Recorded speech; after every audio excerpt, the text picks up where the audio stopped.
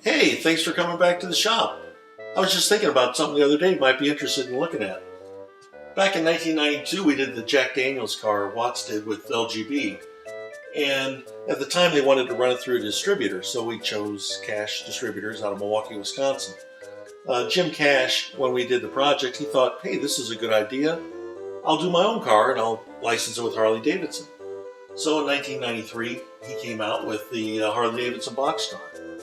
Then he came out with the Harley-Davidson tank car. And you might remember these cars are not as readily available. You don't see them out on the marketplace nearly as much as the boxcar.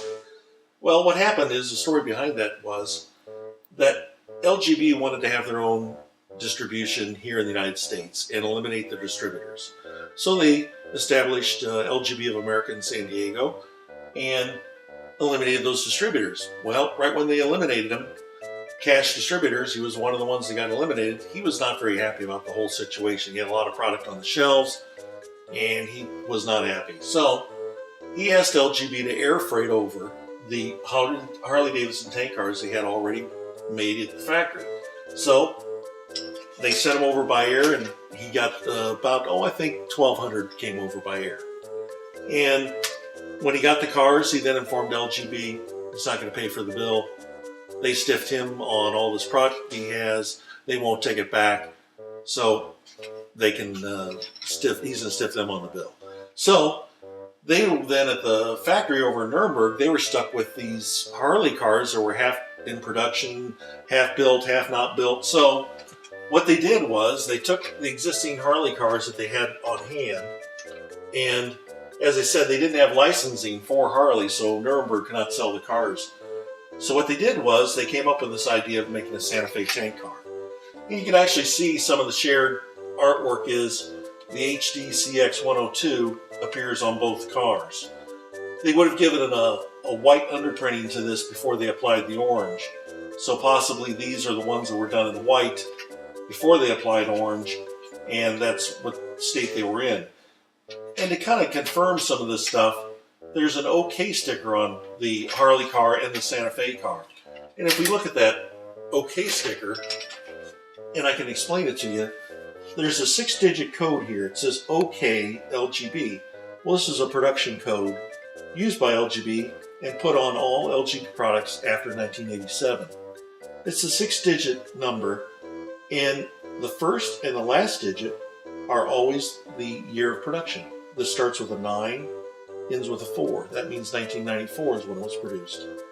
The second 2 digits are always 01. Just seems to be a control number. It's always the same, second and third digit. The fourth and fifth digit is the month of production, and in this case we see 11. So this was made in November. So November of 1994 is when this was produced, and that was part of Cash's reasoning was, I need to get these over for Christmas.